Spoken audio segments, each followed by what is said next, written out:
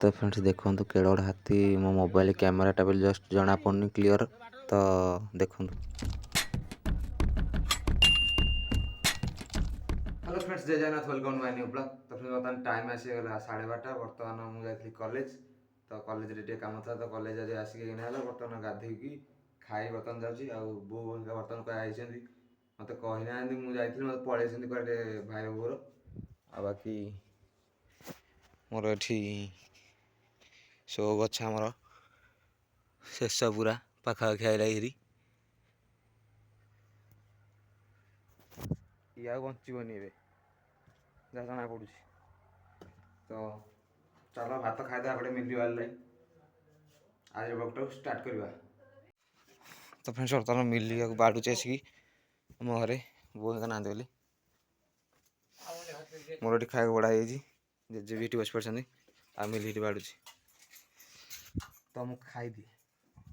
आज बहुत सारा आइटम है सिंग सिंग।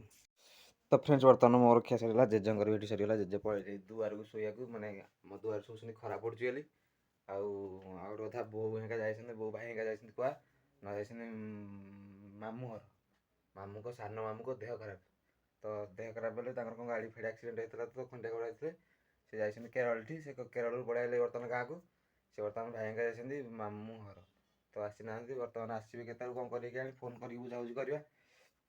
आउ जेजे आमर बर्तमान शोइछन्ति बोहे का केते गला कि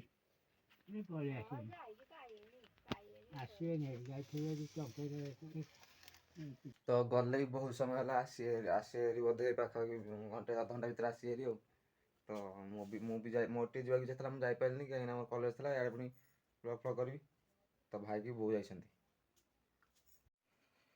तो फ्रेंड्स धान गदा सब थुआगला धान अखा गुरा सब थुआगला ये घर भर आसिक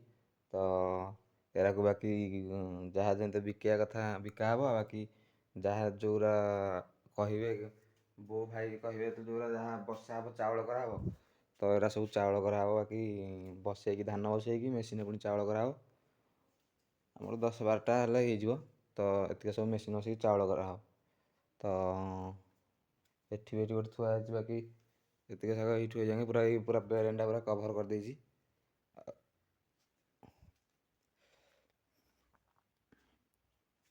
तो ये किछिटा माने बस्ता पाई गोटे लोक माने तार 6 मास काल परिश्रम करथाय आ से परिश्रम रे किछिटा बस्ता पाइथाय निज पेट बसिथाय तो एटा को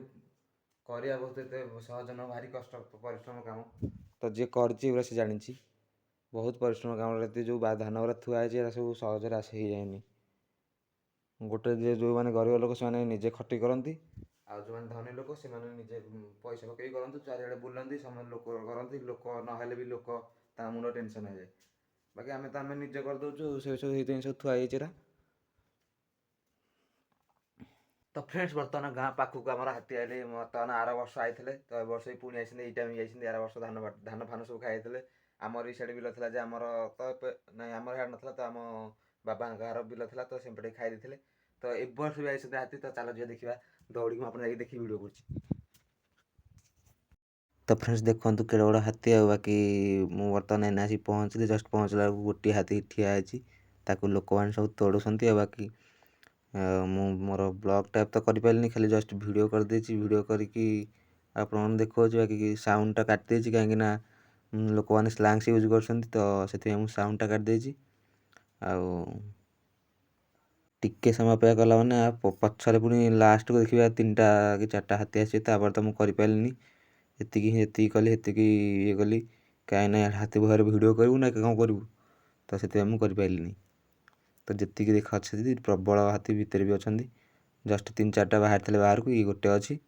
आ बाकी 3-4टा पूरा लास्ट मोमेंट को बाहर लास्ट जाए देखो पूरा लास्ट मोमेंट को बाहर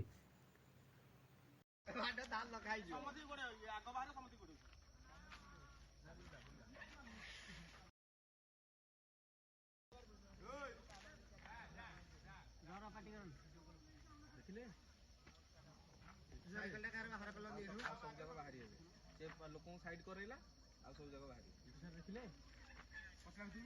ना डाकुची से डाकुची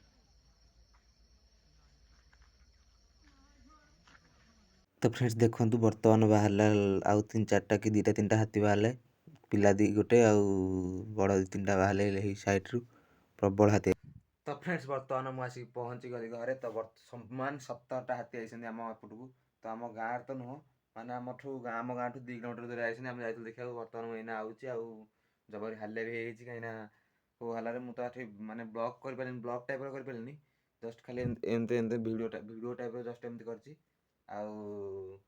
पूरा प्रबल बड़ बड़ हाथी आइछन्ती 4टा कि 6टा छोट हाथी आइछन्ती आ बाकी बड़ बाकी हाथी आइछन्ती माँ पिला सब मिसिकी आइछन्ती पूरा एपटे पूरा गोटे गाँव पशि पूरा माने दଳି देकी ଯିବେ ସେ ଗାଁକୁ। ହଁ ଆଉ ଗୋଟେ କଥା ମୋ ବୋଉ ନାହିଁ ବୋଲି ମୁଁ ପଳେଇନି ମୋ ବୋଉ ଥିଲେ ଟୋଟାଲ ଛାଡ଼ିନଥାନ୍ତା ହାତୀ ଦେଖିବାକୁ କାହିଁକିନା 17ଟା କି 18ଟା ହାତୀ ଆଇଛନ୍ତି ତ ଟୋଟାଲ ଛାଡ଼ିନଥାନ୍ତେ ସେ ତ ବୋଉ ନଥିଲା ବୋଲି ବୋଉ ପଳେଇଛି ବୋଲି ମାମୁଁଙ୍କୁ ଦେଖିବାକୁ ମୁଁ ପଳେଇଲି ଚୁପି ଚୁପିକା ତ ପୁରା ଦେଖିଥିଲି ହାତୀ। ସେମାନେ ଯାହା କରୁଛନ୍ତି କରନ୍ତୁ କିନ୍ତୁ ଏପଟେ ଗାଁ ପଟକୁ ନ ପଶନ୍ତୁ ଗାଁ ପଟକୁ ପଶିଲା ମାନେ ସବୁ ସାରିଦେବେ କାହିଁକିନା ଘର ଫର ଯାହା ବାଡ଼ିରେ କଦଳୀ ବାଡ଼ି କି କଳେଇ ଗଦା ଥୁଆ ହେଇଛି ପୁରା ନଷ୍ଟ କରିଦେବେ ତ ମାନେ ଭଗବାନ ଡାକୁଛି ଏପଟକୁ ନ ଆସନ୍ତୁ ଆମ ଗାଁ ପଟକୁ ତ ସେପଟେ ସେ ଥାନ୍ତୁ ଜଙ୍ଗଲ ଭିତରେ ତ ହଉ ଚାଲ ଆଜି ଆଉ ଡେରି ନ କରି ବ୍ଲଗଟି ଭଲ ଲାଗୁଥିବ ଯଦି like share subscribe bye tata see you and